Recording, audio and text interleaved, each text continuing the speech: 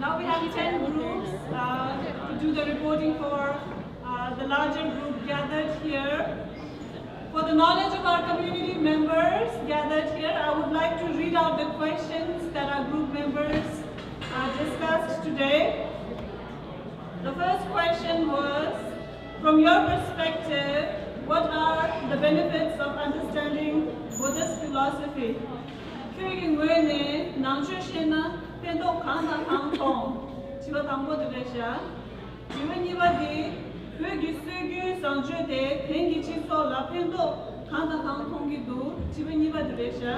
What are the benefits of having and knowing Tibetan traditional values in this modern age? That's the second question.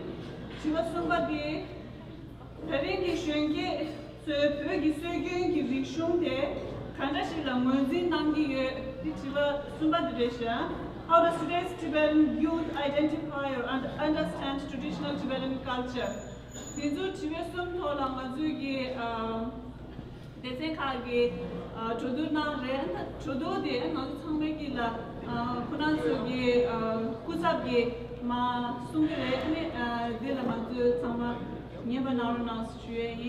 I would like to call upon the first presenter from Group 1, that is Sesang La. Sesang La, please.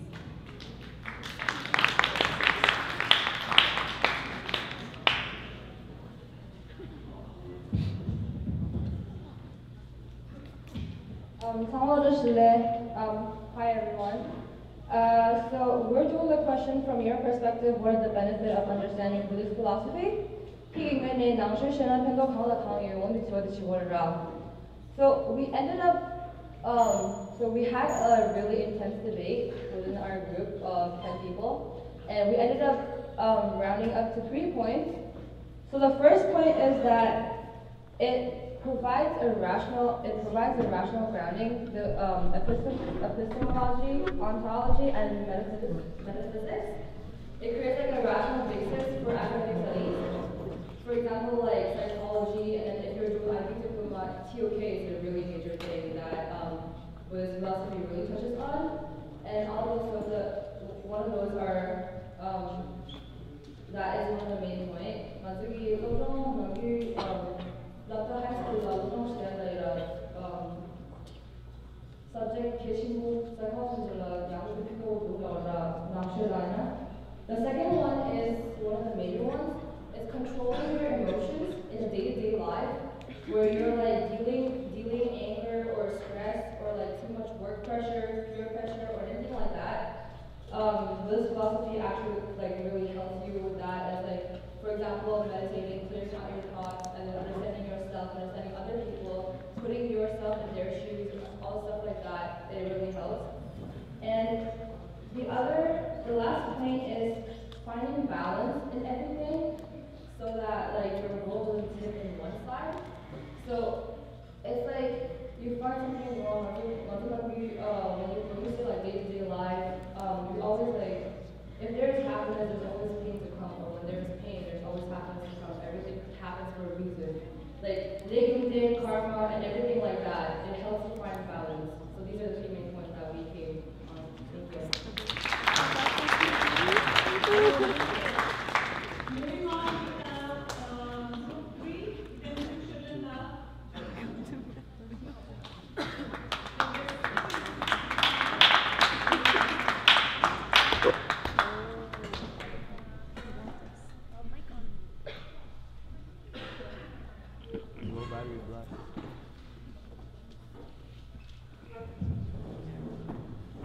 So our first question is, how does today's Tibetan youth identify or understand traditional Tibetan culture?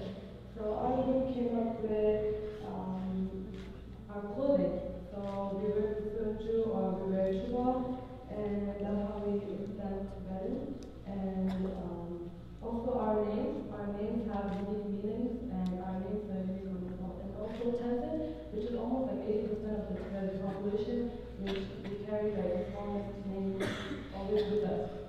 And also Tibetan ceremonies. We have Lakar, we have Losar, we have Tukar, and we always get dressed for that, for those occasions, and we present ourselves.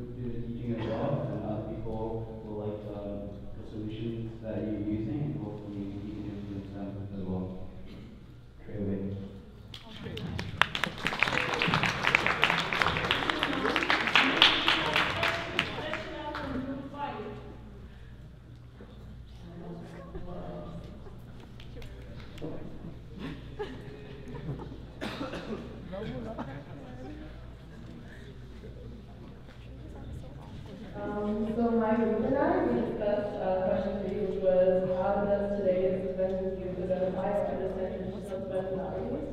And so we thought that we understand traditional Tibetan culture through our parents, especially because they're the ones that taught us how to ritual and different traditional things that we do when it comes to auspicious days. And so we also learned through Tibetan classes here at CCCC, and the classes that we basically know these traditions from are from Durga and also Tibetan language class, which we learn through our teachers that teach us here. And the way we identify traditional Tibetan culture would probably be the traditional clothing that we wear, and also the music, we listen to with all of the Tibetan instruments that we know, and also by the food that we eat at home and also at the Tibetan restaurants.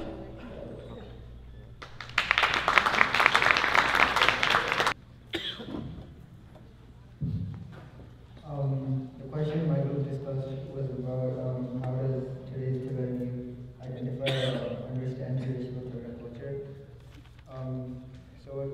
So today's Tibetan youth understand Tibetan culture by attending and celebrating Tibetan festivals and ceremonies, and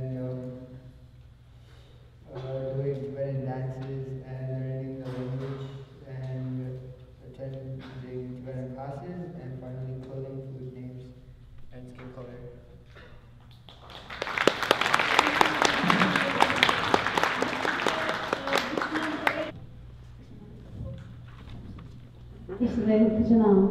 So our group talked about the benefits of having and knowing Tibetan traditional values in this modern day. We touched on 3 main points. The first one being something that we've touched on in the question of identity. Our value of compassion and yungje that is instilled in us through our families, and it's instilled in us through our families, and growing up, I think we kind of were taught to be selfless or put others before self, and I think that is one of the big Tibetan traditions that I grew up with. And the second point was in the 21st century, mental health is becoming increasingly prevalent, so I think that the Tibetan tradition of Buddhism or spiritualism is very important in combating mental health issues like anxiety, stress, and depression. So I think the Tibetan values of spiritualism or being spiritual really helps us or equips us in combating these issues. And then the last thing, going back to the notion of community, I think Tibetans have a really close-knit community, and that is, it creates a really strong support system, especially, so the close-knit Tibetan community is generally creates a strong sense of belonging. In this day and age, I think it's really important to feel like you are part of something, and I think that is really important in this day and age. Thank you. Next we have Group 11, Sheriff Tenzin or Tenzin Sheriff maybe.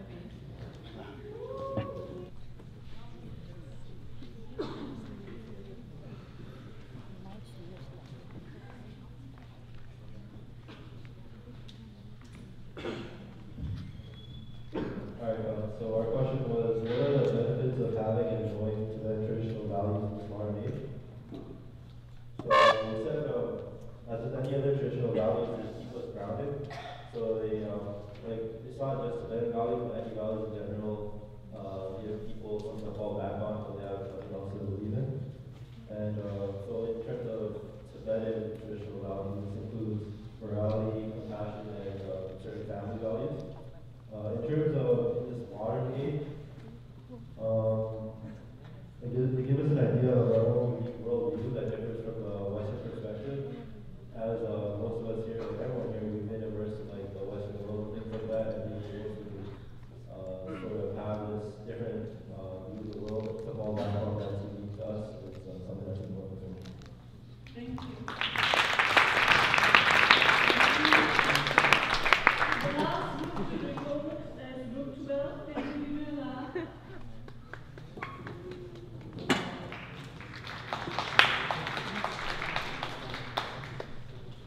So the question that my group discussed were, what are the benefits of having and knowing Tibetan traditional values in this modern age? So Tibetan values that we connected with are ones of compassion, forgiveness, kindness, and respect, to name a few. And we feel like in this modern age, a lot of individuals tend to get so caught up with their busy lives and often forget about the things that are really important. So the Tibetan values that I mentioned, we felt like benefits us greatly in our lives as it allows us to become better individuals and to tackle any difficult life situations that occur and kind of look at it through a positive lens.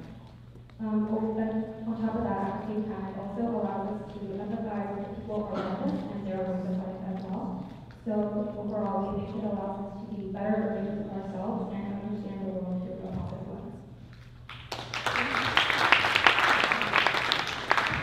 With this, I would like to request our speaker of the day, Geshe Dr. Tubdej Jimbala, to give a review of all the reporting bags that we have had so far and further this dialogue on unique features of Buddhism and Tibetan tradition. Well, thank you very much. I was keeping tab on which questions got picked up more, and it was very interesting actually. Two groups took up question number one more specifically. Three groups took up question number two, which is about values in modern age. The first one was about Buddhist studying, benefits of studying Buddhist philosophy. And then the question number three, which is how do you understand traditional Tibetan values, was picked up by three groups. So it's a sort of almost a kind of a very balanced mix, as if everybody sat together and said, you take this, you take this, you take that. So there was quite a good coordination. I was happy to know that most people who talked about the value of traditional Tibetan values in modern age really brought up the importance of how it actually makes your own life in this very difficult, modern, stress-ridden, culture more balanced. That it gives you skills to regulate your emotion, to create a more balance in your life. And some people also brought up the benefits of Tibetan traditional values, helping us become more empathetic towards other people. So all of these are really very, very insightful responses, which also shows that you yourself have tried this, you yourself have found this. I think that's very, very encouraging. So that's I was impressed by that. And also, one of the things that modern life throws us is the challenge to deal with overloaded information.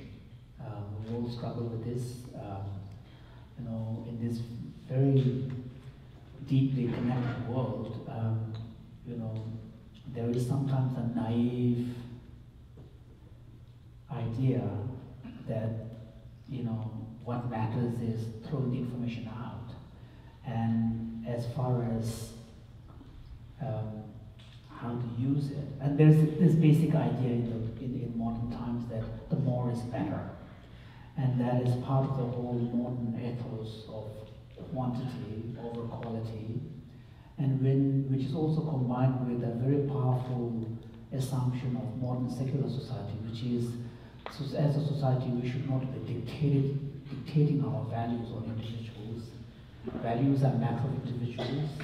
We should offer the information, and we should leave the choice to the individuals. That is really a powerful assumption of modern secular society where, particularly in North America, in the Anglo-Saxon world, if you look at many of the cultural values, the one that really tops is, autonomy, individual freedom and choice. That really tops pretty much everything. But then when it comes to reality, it's very difficult for us individuals to make sense of all that information that is out there and try to make sense and use them.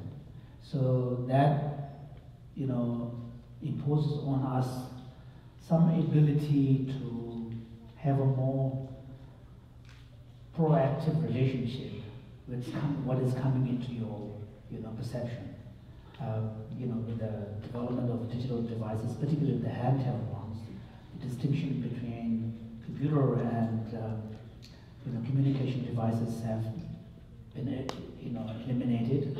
Distinctions between a work machine and an entertainment machine has been eliminated. So basically, you have the whole computer, powerful computer in your hand, and then how you regulate on what comes to you is really entirely up to you. And this is where I think having some deeper appreciation of the values of traditional Tibetan Buddhism will really help, because in the end, more is not necessarily better. More can lead to more clutter, more can lead to more confusion. So you need to be selective, and part of that selective, and when we choose something, when we select something, selection involves interpretation, because you choose to look at some and you don't choose to look at others, and that already presupposes a certain standard you're going to use. And those standards, it may be conscious standards or it may be less conscious standards, but the standards have to be grounded in some values, what you value most. And this is why the idea of value is a powerful one, because the values are what guides you in your life. And values, when they are violated, you feel out of sync. That's when it's an important value for you. So if being honest is an important value for you, when you are put in a situation you have to tell a white lie, it makes you feel uncomfortable. Although you may have told the white lie for an important reason, but because honesty is so important for you, you feel out of sync. You feel kind of dislodged. That's the power of value. So I think values is not just abstract list that is out there and check whether your life is, in concert with that value, with that list. Values are something that stays very deep in you. This is why traditional Tibetan who grew up in a Tibetan parenting kind of environment, from a very early age, when we see someone squishing a bug, we sort of instinctively react, because that value of, valuing the life even of an insect is so deeply embedded in us.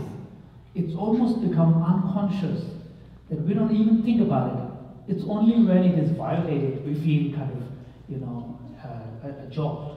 So that's the power of value. Okay, so this is where, for example, if you truly want compassion to be a value in your life, you have to somehow make compassion come to that deep level, where when you see some uncompassionate act done, it sort of, shakes you. So I think this is where the values, a value is not an abstract concept. So value is really, values are what underpins morality. And morality is basically a set of precepts, what to do and what not to do. But morality is underpinned by values. So values are more like the principles, and moral precepts are more like the translations of those in action. And that's a good way of understanding the relationship between values and morality. So I think it's really, encouraging that people look at Buddhism not just as a set of belief system, but also offering a powerful value. Because the values are what gives us guidance, guideline in our everyday life. So that I think is a really helpful one. People talked about, what traditional culture means to you as an individual. A lot of people, a lot of students, and a lot of participants talked about the importance of costumes, the clothes, the dances, performances, language, community life, stories. I think all of these are really important, and those are part of Tibetan tradition. And these are also the mediums through which traditional Tibetan culture is transmitted. And people living here in Toronto are fortunate because you have enough critical mass.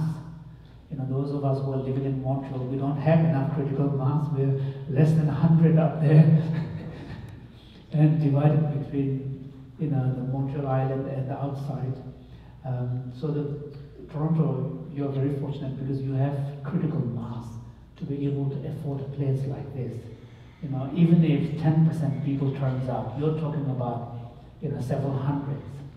So even 5% turn up, you're talking about several hundreds. So you really have a critical mass to really afford to have a community. So I think those who are living here should really appreciate it, feel grateful to the fact that you're part of this community. And community is also what is going to allow you to have this kind of transmission of culture to the younger generation. But one thing that I would like to see, and that did not come out in your understanding of the traditional Tibetan culture, is the kind of the philosophical worldview. I think this is something, I don't think we should separate the Buddhist philosophical worldview that is part of the traditional Tibetan culture and the means, the customs, the mediums through which our culture is transmitted, like the dances, the languages, and so on, which are all very important, which also allows the younger generation to engage with the culture more easily, because in order to learn a dance, you don't need to know sophisticated thinking or complicated concepts. But I think in your conception of traditional Tibetan culture, I think you also need to include a bit more sophisticated, higher culture as well. And I hope that teachers who are here teaching on Sunday regularly, and I hope that the younger students who are here, participants, will slowly begin to think about Tibetan poetry. Okay? Think about the Tibetan opera, hymns. When it comes to the plots, the Tibetan hymns are not particularly impressive. The plots are pretty simple. The baddies are really bad and goodies are really good, and the goodies win in the end. The plots are not that sophisticated compared to modern novel writing. But if you look at the dialogues, which are in the form of singing, and the vocabulary, the terminology, and the language of the dialogue, which are in verses, they're really beautiful. They talk about the description, they evoke the power of the Tibetan landscape, the openness of the vast plateau, depth of the blue color of the sky. All of this is really, and then the association of Tibetan fierceness, going back to our ancestors, one of who says to be the ogress. In fact, the funny thing is, in Tibetan mythology, the fierce part of our characters are supposed to have come from our mother, who was an ogress, and the kinder part is supposed to have come from our father, who was a monkey, Avalokiteshvara. So it's almost like a sort of a upside down. But some of these Hamo songs really evoke those, and those are part of our traditional culture. So I think, I'm not surprised that these did not come up in your identification of what traditional culture is, partly because you haven't been fully exposed. And when these are taught, they are taught in fully Tibetan, and probably the facility for understanding in Tibetan is a bit more complicated. But I think this is one area I would request all of you to, dig deeper, so that next time the question is asked, how do you identify and understand traditional Tibetan, you have a bit more complicated and sophisticated response, so that it's not only the external expressions and dances and songs and so forth. So part of that is really poetry. And for example, Milarepa's songs are now available in English translation. And the Tibetan of Milarepa's songs are also quite easy actually. And they are very inspiring, full of Dharma teachings, but also in beautiful Tibetan. Because Milarepa's songs were written before the complicated and sophisticated Sanskrit poetics came to Tibet. So it's a sort of a more vernacular style. Hamu is not influenced deeply by the Sanskrit poetics, so the poetry is much closer to original Tibetan. And so those, I think, I think it would be really helpful. And then on the question too, I mean, one of the things that someone, I think this is the group 8, which talked about how sort of Tibetan values, and particularly the community aspect of it, creates a sense of belonging. And that I think is an important one, because one of the things that modern secular society struggles is the problem of loneliness, and this is the widespread nature of loneliness in modern culture is not a pure accident. It is part and parcel of an individualized, materialistic society where, each family is a nuclear family. We are very mobile. Wherever we have opportunities for work, we move our base, uproot ourselves. That's the very nature of modern, secular life, which then gradually leads to a much more individualized, discrete sense of purpose and one's own identity, which then, undermines the social fabric and the sense of connectedness. Of course, then it ends up leading to loneliness. And loneliness is a big problem in contemporary society, and this idea of sense of belonging, I think, is an important one. And when you are a member of a Tibetan community, sense of belonging, the same person, same group also used the word support system. This is an important one. Sometimes in the West, in the secular narrative, we create this narrative of the strong individual. Because autonomy is the highest societal value, we prize self-sufficiency and the autonomy of the individual. So we then feel that to seek a support system is to be weak. A strong person, individual, should be able to stand on their own feet, which I think is true. But at the same time, when you don't have a support system, and when you confront an adversity and challenge in your life, in your family, you are really down. And when you have a tragedy, nothing is more acute and painful than when you experience the difficulty of feeling alone. And at least everybody will have problem in their life, but if you don't feel that you are alone, that pain will be much less. So I think this support system idea is really good. When I was growing up in South India, in Hunsur, I was a member of Dzogchen Monastery. And Dzogchen is a small monastery which is embedded in the Hunsur Tibetan settlement, and it was part of Camp 8. I think it's Camp 8 actually. No, sorry, it's H village. We don't have a numbering system there. It's H village. So it's part of the H village town. And H village were, almost all the members were people from the Tsang region who were working in the Gangtok, Natula road construction, and they moved down to South India. One of the things that impressed me even as a child is when there was a death in a family, there was a tradition where all the other neighbors, each family can bring some wood to the cremation ground as a donation, which I thought was a beautiful practice, because the family has suffered a tragedy. They need to carry the body to the cremation ground and cremate the body, but every other family, to show that they are part of the community, brings few pieces of few logs of wood and make a funeral pyre. That is the power of community. That is the power of support system. And this is where community really makes a difference. And I think here, especially in Toronto, there are thousands of Tibetans. And many of Tibetans probably, if they, like any other, Canadian family, if they want to live alone and don't be part of community, they probably will survive. If others can do it, why can't they do it? But on the other hand, if Tibetans who, while having this opportunity to be part of a rich community, if they choose to live alone as a single family, they are the ones who will lose.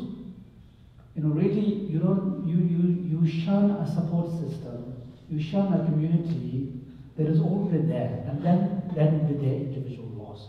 So I think this point about sense of belonging and also support system, that's a really powerful one, and we shouldn't underestimate it, because one of the beautiful things about community is that you are given a sense of belonging.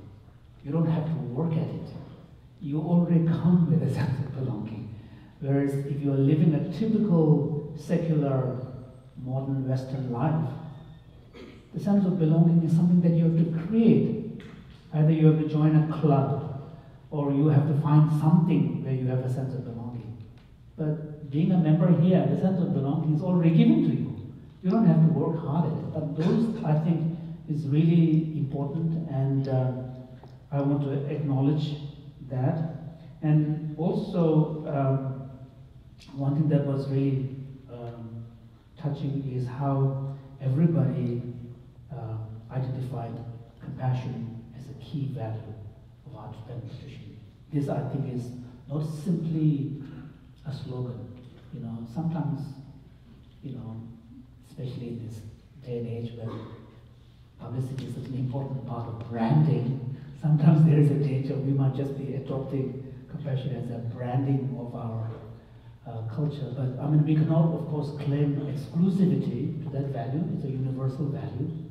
But where we can talk confidently about is the fact that taking compassion as a key cultural value goes all the way back centuries in Tibet. And if you look at all the great historical figures, we have this idea that there are manifestations of Buddha compassion. There is almost a belief that Tibetan story is a story of compassionate Buddhas, manifesting in different forms to serve the need at a given time. So compassion, the fact that compassion is a key value in Tibetan tradition is, beyond question. But where we do need to work harder is to, in each of our case, ask the question, what does that mean? What should that mean? What does that mean? In my own day-to-day life, in my dealing with others, in the way in which I treat others, in the way in which I see the world, in the way in which I see people from other backgrounds. So this is where I think saying that compassion is our key value is not enough.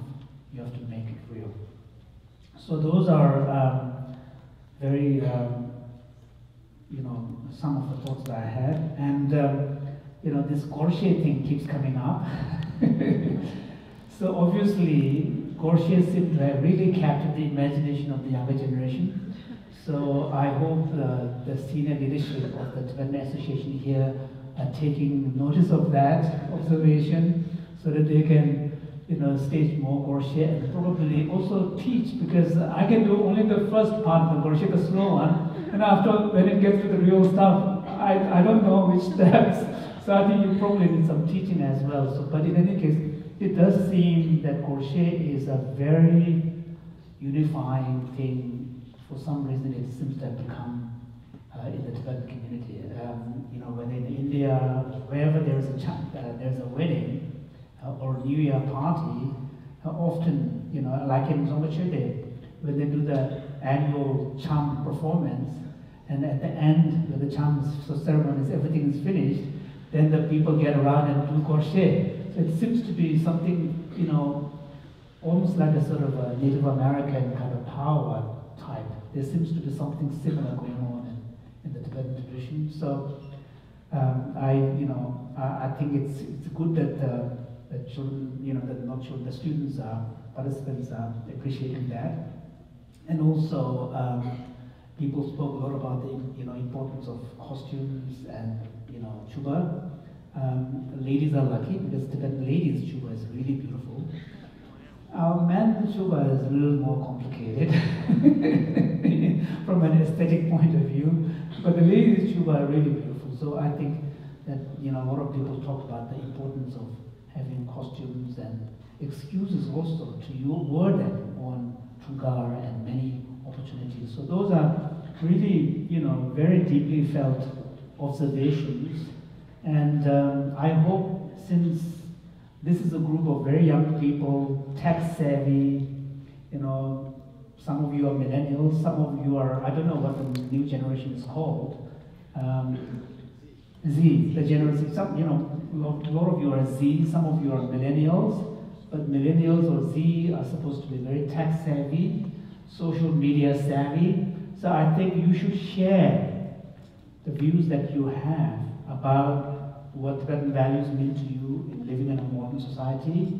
How do you appreciate the transmission of these cultural knowledge and experience through dances and crochet and so on? I think you need to share these more widely so that other Tibetans can say, that makes sense, because not everybody can articulate well. A lot of people may feel the same way, but not everybody will articulate it. And the more you can articulate it, it will resonate with others. So younger generation, in the end, the elders like myself can hope to point the direction and try to inspire you. But in the end, the most compelling story will really come from your peers.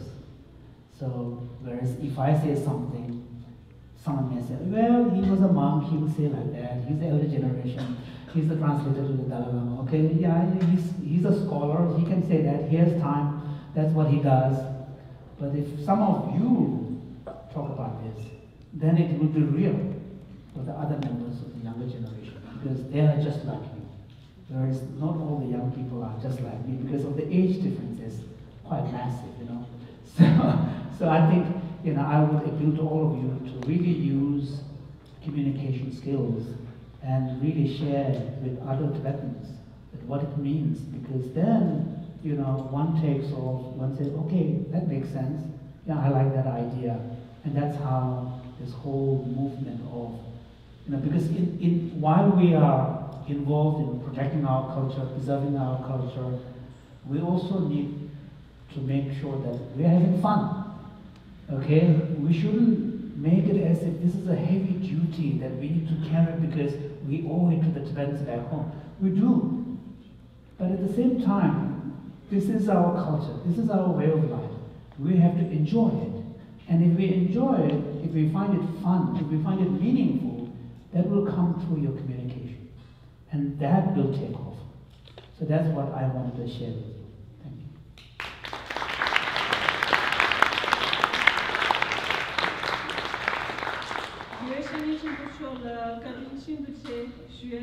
We are extremely blessed and grateful to have you here, Dr. Geshe Chimbala. I hope you keep coming back to lead such sessions in the future as well.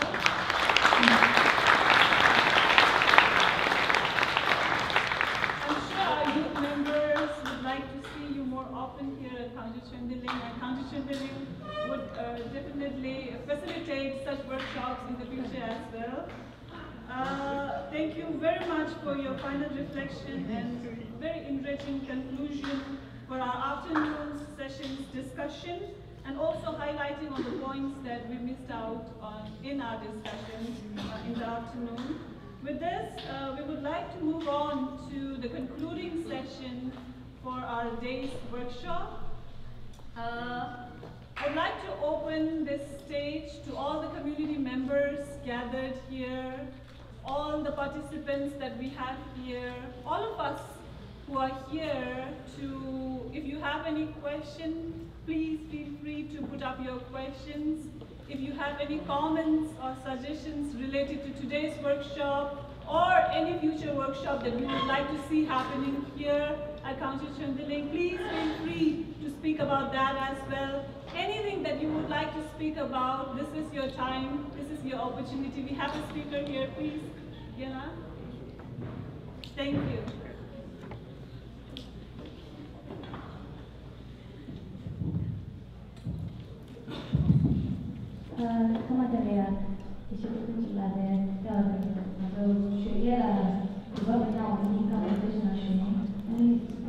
On that note, could you just talk about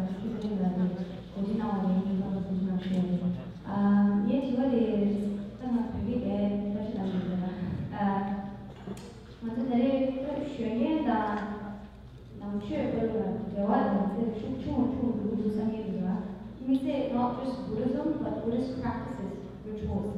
아니 네 제가 이렇게 모두가 먼저宣言기가 먼저 방해기 리더가 굳이 대화의 통로가 모델로 통로가 we see it as almost blind faith.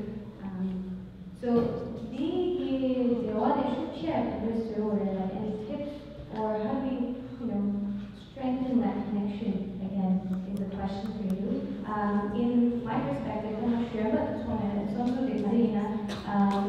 문제기 지워지고가 밤에는 제가 내 인터뷰에 나가래서는 쓰는 사이즈 레알하네 맞아가지고 non-religious 된다디 싫어비가 여기 일란 라만 싫어하는 것을 생각해서 for example 인터뷰나 쓰나 좀 방해하면 그셔치나 쓰는 축구 사기 말이네요 마르기 디자이어를 이대로 시작하나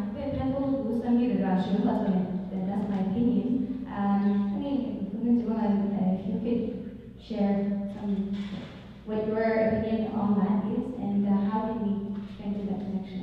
Thank you. 다들 그런 것이 다들 쉬지에서다 쉬기 양면이 보고야 제가 다 맞는 휴충 모두 스타디 휴충 말로야다 답은 다시 가려웠을 근데 내가 친구를 시작했다는데 so I'll probably, since the question is more about youth, I'll respond in English.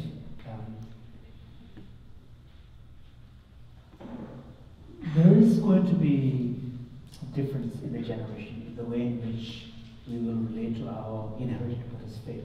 There's simply no question about that. Your parents' generation they grew up in India. Some of them may have just been born in Tibet like me. I'm turning 60 this year, so I was just born in Tibet.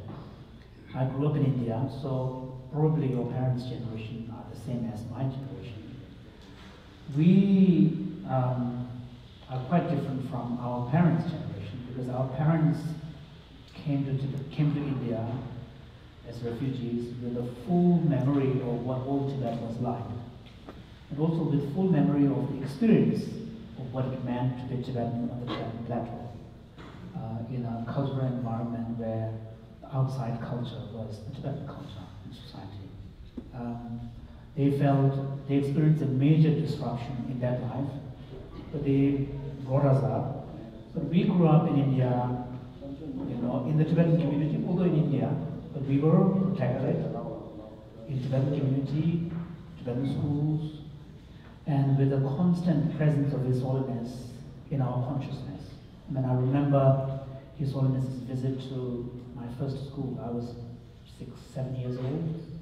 So the power of His Holiness's presence in our mind was so strong that even age 6, 7, we knew, who He is and what He means to us. So all of this, to cut a long story short, what it has done is to lay in us a very powerful foundation that gave us the emotional connection with Buddhism. Your generation, fortunately or unfortunately, don't have that kind of scaffolding. That is a fact. You were lucky enough to be in the community when His Holiness is still active. He visits many communities, he travels around, he gives a lot of teaching, so you still have that access, but you don't have the experience of being brought up in a network of community where being a Buddhist is part of your everyday life. So then the question is, how do you forge that link? Now here, I don't think you can do it the way your parents' generation have done. Through the yuan jobs, through the recitation of monies, through the chorus. I don't think you can do it easily. Some individuals may have a sort of a mentality which is more devotionally oriented. They may be able to do it, but most of you have to make that connection consciously on the basis of knowledge, on the basis of understanding, on the basis of understanding the value of Buddhism. And then, this is why His Holiness's point. The younger generation needs to be 21st century Buddhist, where their faith in Buddhism is grounded in an appreciation of the value and benefits of Buddhism in their everyday life. Because, regardless of what a secular narrative in the West tells us, we are spiritual beings. I make a distinction between spirituality and religion. Religion is an institutionalized form of spiritual belief. We are spiritual beings in the sense that we seek meaning. We are probably the only species in the entire universe that seeks meaning in existence. We seek purpose. So, whether we like it or not, we are going to have some spiritual view, some kind of value in our head anyway. Whether you get it from the popular culture, whether you get it from your school, whether you get it from some exposure to friends, we're going to get it anyway. So we might as well get it from Buddhism. That's how you need to look at it. Because Buddhism is part of our heritage, and increasingly many of the modern scholars are beginning to appreciate that Buddhism has a lot to offer, even in this very difficult secular materialistic age. So I think the younger generation therefore needs to, and this is why His Holiness's advice is so important. He says that you need to study. Buddhism demands study. Buddhism demands developing your own understanding. And any faith and appreciation of the value of Buddhism that is grounded in your understanding is going to be solid. Because that comes from you. Okay? That is not something imposed by others. And that approach is what is going to make them. And I think just because you don't do the yunjab every day, you shouldn't judge yourself. What matters is not the form, the content. And the content has to manifest in your day-to-day life. And if you are a better person, if you are a kinder person, if you are more grounded, well-regulated person, that's where Buddhism shows its effects. So I think this is how the younger generation can make in some sense, we could argue that the younger generation can make a stronger link with Buddhism compared to the elder generation. Because the elder generation's link was more based on faith and leaning heavily on the community. In the monasteries and the lamas and the teachings, they were leaning heavily. They were not standing on their own feet.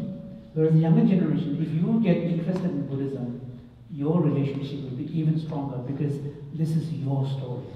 Because you are convinced because you have seen the value in your own personal life. So I don't think you should worry that the strength is weakening. Initially, there will be a weakening. That's part of the process.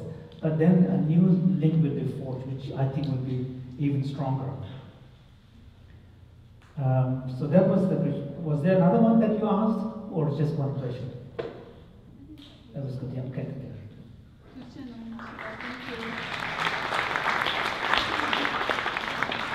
The more we listen to you, the more we feel like continue listening to you. But given the time constraint, I've been told that we cannot take more questions.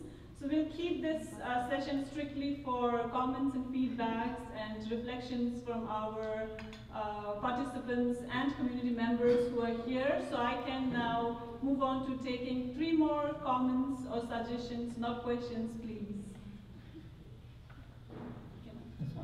미세 나오나 먼저 미세 가하 두비도 비담도 컬러다 share value 주라 어디가 통해 주다 broader perspective 먼저 지산은 먼저 지산은 both from 아시아 and then 지산 마트에 통해 주다 어디가 되는 부분으로선 so the broader perspective exists 나 position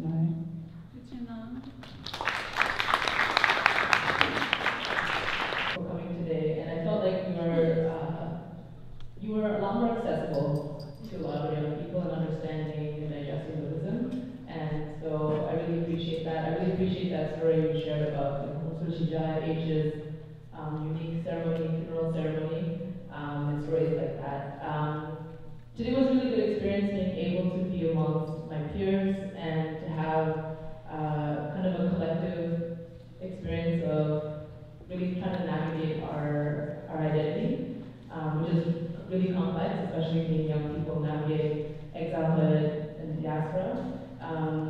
I think I would have appreciated maybe in the future, and also I would appreciate more of these kinds of events, where we could actually have the smaller discussion groups go on a bit longer.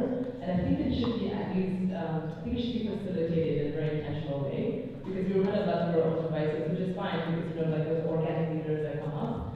But I would have liked for it to have been more intentional, that kind of experience, and that facilitation, because I don't think we're afforded these kinds of spaces where we really have a conversation about navigating Tibetanness, whatever that means, if that means if it's a spiritual identity, if it's a political identity, whatever that is. I don't think that we as young people actually get to really talk about the nuances of what it means to be Piva. Because, we are managing a lot of things being young, but also being Piva. I also feel like there's a psychological toll that we take that, our people have adopted because of living in precarity. But more spaces like this is needed. I would also maybe request you to come back and continue these kind of conversations with us. Hopefully they're not very far. We're also here in Canada. I think that investment in young people, especially in Toronto, because we have a very large, group of young people, it would be really beneficial for you to come back and to continue this conversation and to complicate, these conversations as well, so that we don't see ourselves in very two-dimensional, Thank you. Thank you.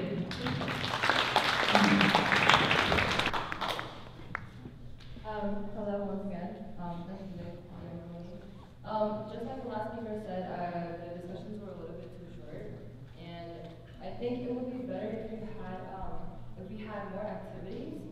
And kind of it's like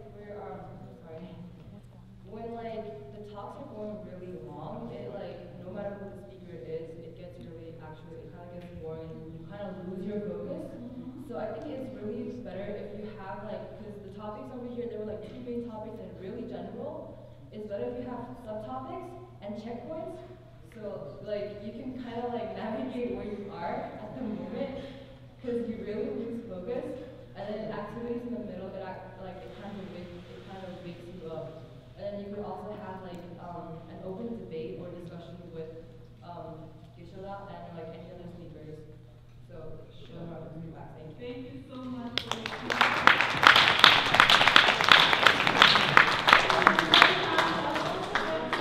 All participants that we have a workshop feedback form to fill at the end of the session, and in that form you can give us as many detailed feedback as you can, so that we can always improve on our workshops and always improve on our topics and selections and things like that. Thank you so much. I can still entertain one more comment if we have any from our community members gathered here.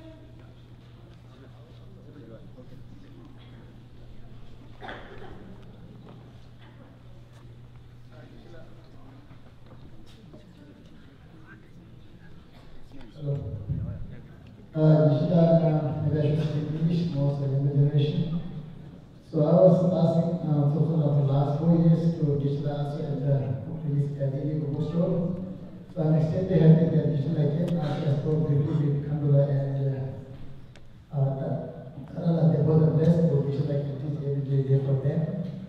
And I wish that it is good for the workshop for the youth and the younger generation.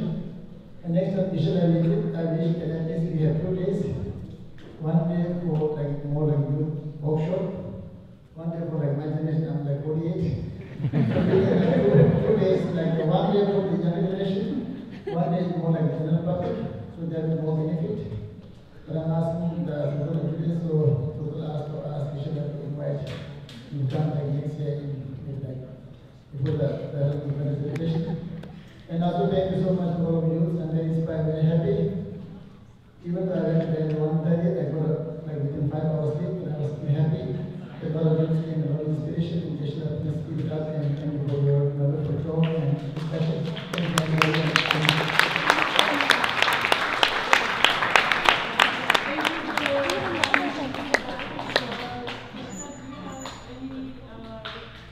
Final reflections. Yeah. Actually, I feel a little embarrassed that I'm doing this after all these years. This is my first time, and I live just 6 hours up north. But on the other hand, I was kind of hoping that leadership would emerge for this association that would take this kind of format seriously. And the current leadership, with Sonam Nagala as president, really, and the education committee that they have set up is taking this kind of idea very seriously. Because, many people know that I'm kind of quite busy, and whenever I have a chance to interact with Tibetans, I generally tend to confine it to the youth or the monastic community. Monastic community because I have certain expertise in the very specialized topics of the Indian Buddhist classical text. And for the youth, because I generally believe that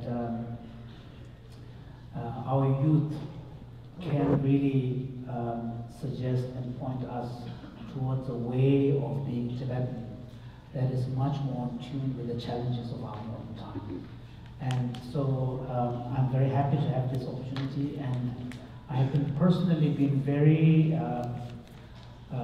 touched by the level of commitment and the attention that you have paid, and also the sophistication of your own thinking and bringing the complications of what it means to be a Tibetan in this day and age, with all the complex background of our history, struggle, as well as being in diaspora.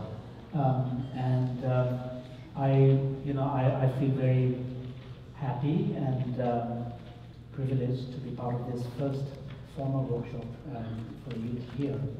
And my only request is that you keep this enthusiasm, because sometimes people go to events and they feel inspired and enthusiastic, and then after a few months it sort of goes back to business as usual. I don't think we can afford to do this. So my request is for all of you to maintain this level of enthusiasm and really continue to ask yourself what it means to be Tibetan. And also, we owe a lot to His Holiness. So I want you to remember that, keep in mind, and that's basically what I want to say. Thank you.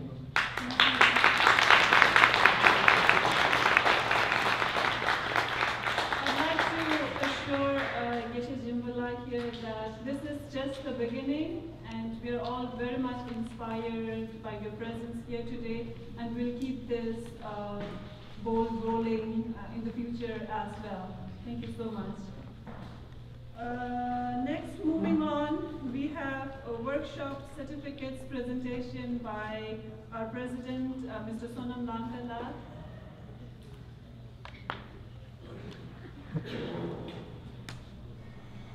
So I would like to request a bit of a patience here. We have 100 participants and 100 certificates to distribute.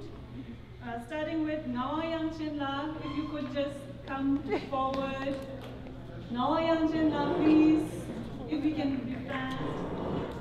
Followed by Yudun Tamotang.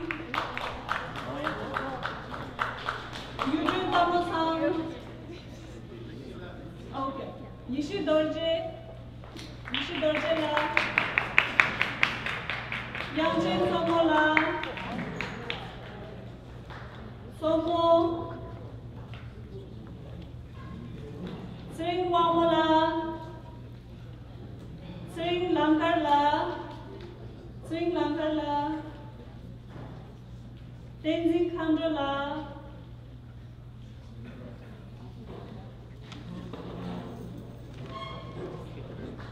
Tenzin Tabo La,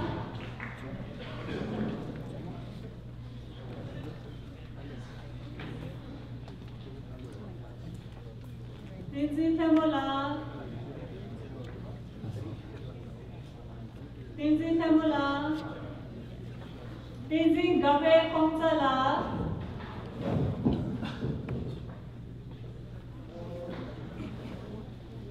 Tenzin Chuyang La,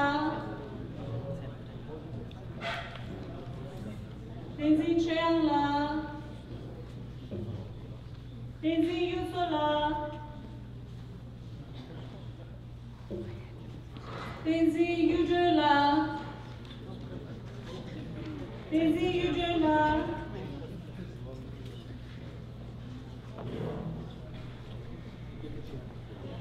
Tenzin Yuzhe La,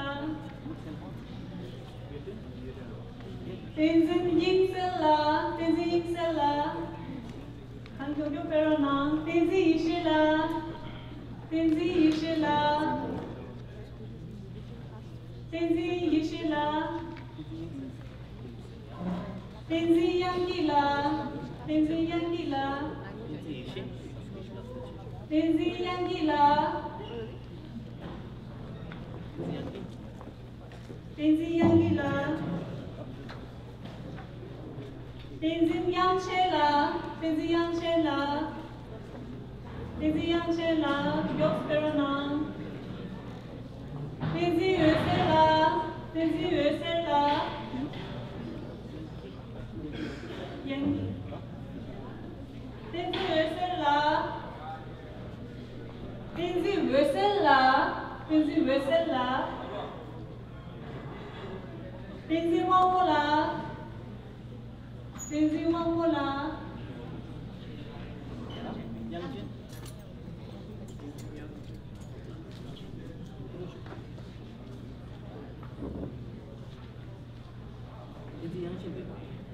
Tenzin Wangmo La, Tenzin Wangmo La, Tenzin Tsulrim La, Tenzin Tsulrim La, Tenzin Tsulrim La, Tenzin Tsulrim La, Mise Isha Darona, Tenzin Sogel La, Tenzin Sogel La, Tenzin Sewang La, Tenzin Sewang La, Tenzin Sewang La, Tenzin Sede Sonsang La, Tenzin Sede Sonsang La, Tenzin Sesang La, Tenzin Sesang La,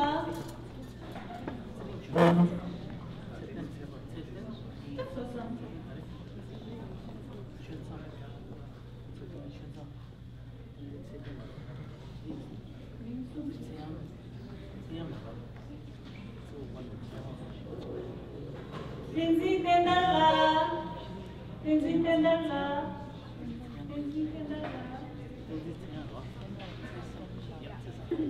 Tenzin Tendar La, Tenzin Chashi Dorji La, Tenzin Chashi Dorji La,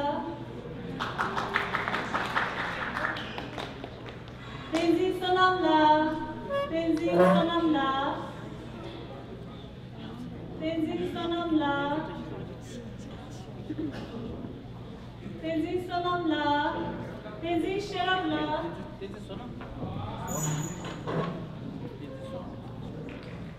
Tenzin Sherab La, Tenzin Sherab La, Tenzin Sagya Gambe La, Tenzin Sagya Gambe La, Tenzin Sagya Gambe La, Tenzin Seldren La, Tenzin Seldren La,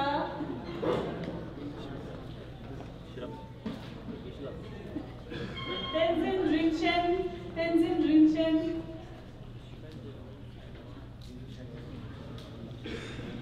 Tenzin Shaker Gambola. Tenzin Shaker Gambola. Tenzin Ramjola. Tenzin Ramjola. Tenzin Pasangla. Tenzin Pasangla.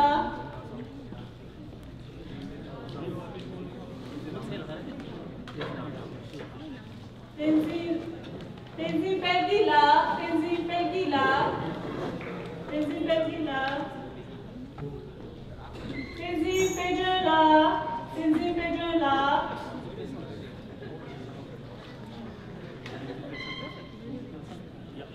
Tenzin Nimala.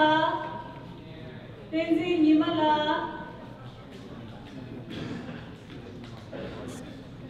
Tenzin Nidrila. Tenzin Nidrila.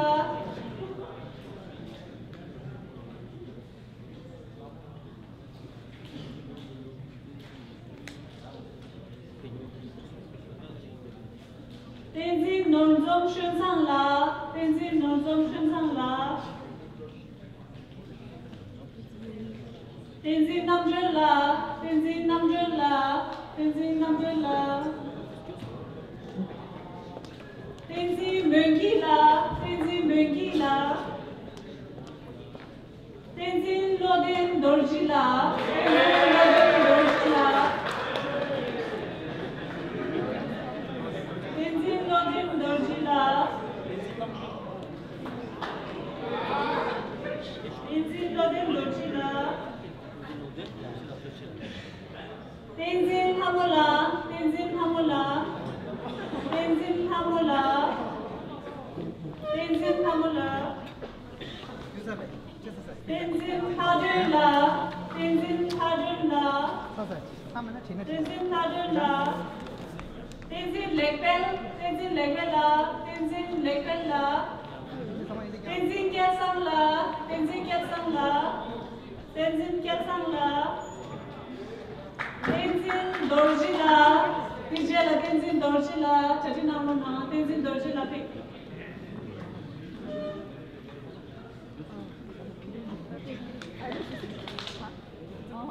Tenzin Tuyula. Tenzin Tuyula.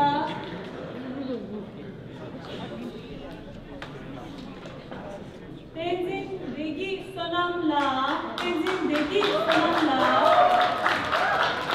Tenzin Degi Sonamla. Tenzin Dechenla. Tenzin Dechenla. Tenzin Dasella. Tenzin Dasella. Tenzin Chöjenla. Tenzin Chöjenla. Tenzin Chöjenla. Tenzin Chokjubla. Tenzin Chokjubla. Tenzin Chokjubla. Tenzin Choyangla. Tenzin Choyangla. Tenzin Choyangla. Tenzin Chosangla. Tenzin Chosangla. Tenzin Chopella. Tenzin Chopella. Tenzin Chunila. Tenzin Chunila. Tenzin Chunila. Chopella Tatinaruna. Chunila. Tenzin Chunila. Tenzin Chunila. Tenzin Chunila. Tenzin Chugila. Tenzin Chugila. Tenzin Chugela. Tenzin Chugela. Tenzin Chugela. Tenzin Chudela. Tenzin Chudela. Tenzin Chudela.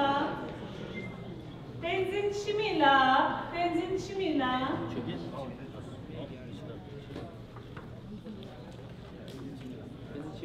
Tenzin Putila. Tenzin Putila. Tenzin Putila. Tenzin Choyangla. Tenzin Choyangla. Tenzin Choyangla. Tenzin Choyangla.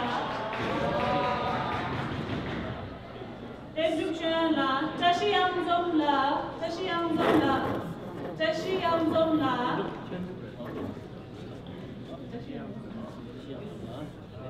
Tashi Gashula, Tashi Gashula, Tashi Gashula, Sonam Wongela, Sonam Wongela.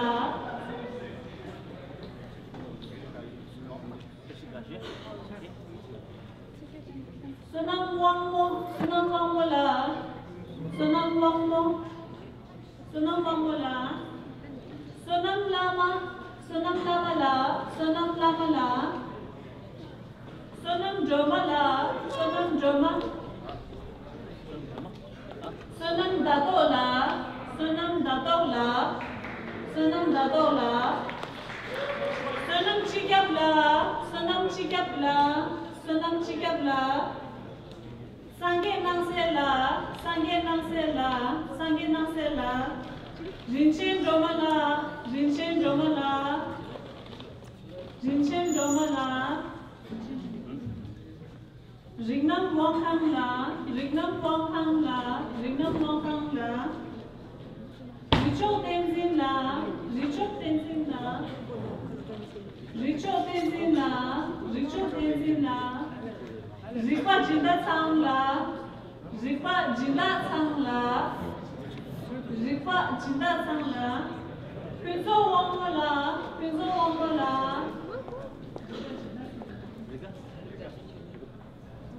Pinzo Wongmola,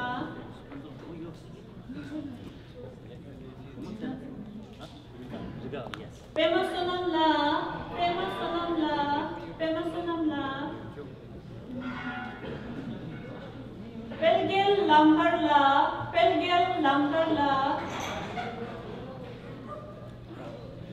Nima Pokangla, Nima Pokangla, Nima Pokangla, Norbu Seringla, Norbu Seringla, Norbu Seringla, Norbu Seringla, Nawang Datola, Nawang Datola, Nawang Garcela, Nawang Garcela, Nawang Garcela, Namgel Kunjubla, Namgel Kunjubla, Namgel Kunjubla,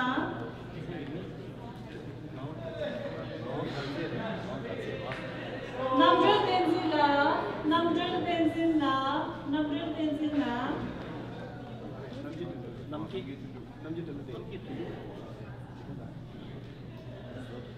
Lobsan Rabdela, Lobsan Rabdela,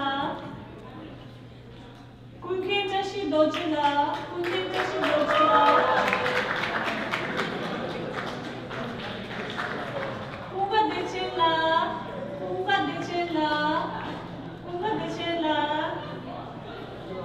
Karma White Shubella, Karma White Shubella, Karma White Shubella, Jordan Yanangla, Jordan Yanangla, Jordan Yanangla,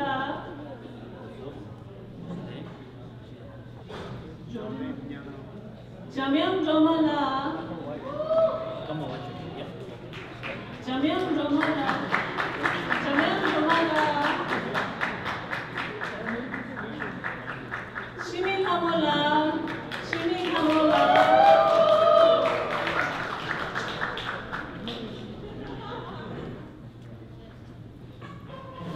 So, with this we conclude our presentation of workshop certificates. We are still left with a bunch of certificates here.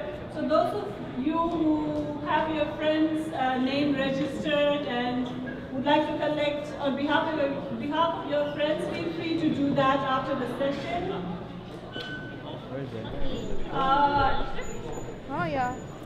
With this, we would like to move on to, last but not the least, our thank you note from our education coordinator, Mr. Tenzin Sayangla.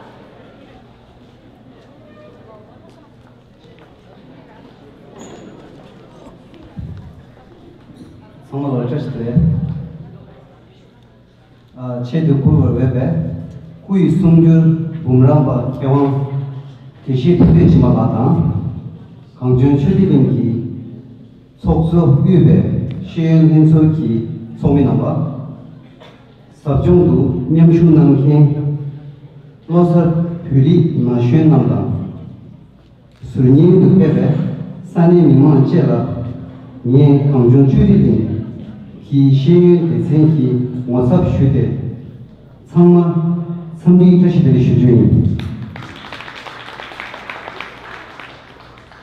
sabjung di kodi shugyudin tsuni pyuki lanamebe uti Chino Kusachambi Shube Choha Risu Machi Be Chugi Ki Lachi Nanda Dishin Yu Pimi Suki Desos Namki Kalop Lampun Nyungin Viki Lekchanga Ki Rikshun Dishin Nangchu Chi Minyan Benzin Ang Yambe Lasu Chidu Kenguru Chachi Göbe Kalop Nandu Güne Düsu Hebashin Hale Güne Kap Gebe Güne Sani Nashue Namba Mikar Sabjun Ki Kudik Shubashi Yin Sabjun Kudik Güne Pomen Chashi Nam, Yuri Nashe, Nachu Samda, Sunye, Nishu Sanga Sam, La Ming Odi Shujang, Sabjung Ki, Cheti Namki, Kewan Kichi, Tudin Chibala, Piju Yinko, Tajab Perde, Lobnyen Nyamshu Namki, Odi Sojung Ki, Home Chashi Le, Mangwa, Vietnam. Dimi to Kishilaki, Kenyota, Yenda Nyanchika Tene, Jumashikla, Yuzin Shubu, Kishila, Manze, Redun Shuba, Shins, Mixed, Duzit, Twente, Sabti Nawala, Kadi Name Che, Shujuni. Yedam Yam, Hangjun Chudi Linki, Shi Renso Me, Tare Sabjung Di Che, Icha Tani, Pen Drive Che, Sabjung Ki, Sendin Chulu Tar, Chaji, Tuizang Nangwa, Tuji Che Shujutang, Ishin, Sabjung Kap, Soja Desi, Shela So, Chaji Nanki, Hangshap, Namla, Tuji Che Shujuni. Sabjong Nang, Yamshu Nangki, Shunge Tsu, Dunyer Chebe, Chashi Lemba Tang, Dishin, Sunye Du, Hama Mangda Chiga, Yamshu Nangdo Bachela, Tuji Chishujuni. Raju Tang, Ketong, Nangke Namla, Tuji Shugini. Hadu, Chino Wasachamgi Ruchi, Kutse Shabe Keja Tamba Tang. Yuri Chidin Sobe, Miyu Tar, Yongju Sokang Di Nang, Chigi Nila Pebe, Sabjung Dira, Yang Yangdu, Sokju Yongbe, Mendin Shuju Je, Pujiche, Begelo.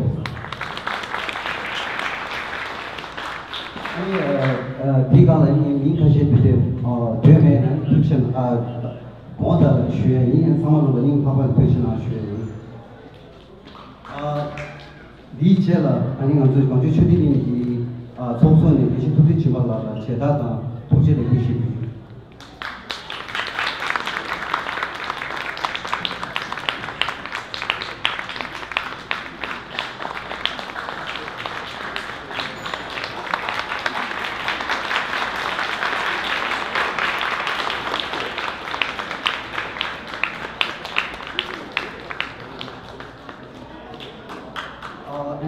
Kamadila, I want to talk again, any talk to she Nenso Sopi number, any Jerashi Piju, if any Tomadila, Tomadila, King out of Kila, Kalpirma. Gate Stokila.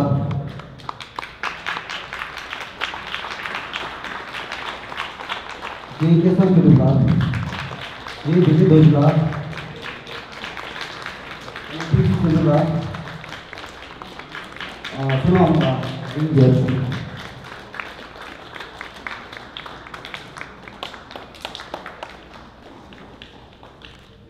그렇잖아.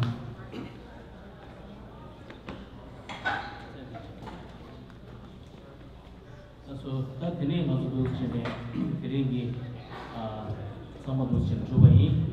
Ani Laria, Malaria, Prejudice of the Tule Timo Ani Laria, Ning Kavane, Ishilaria, Uji, Lamen Church, and Chick.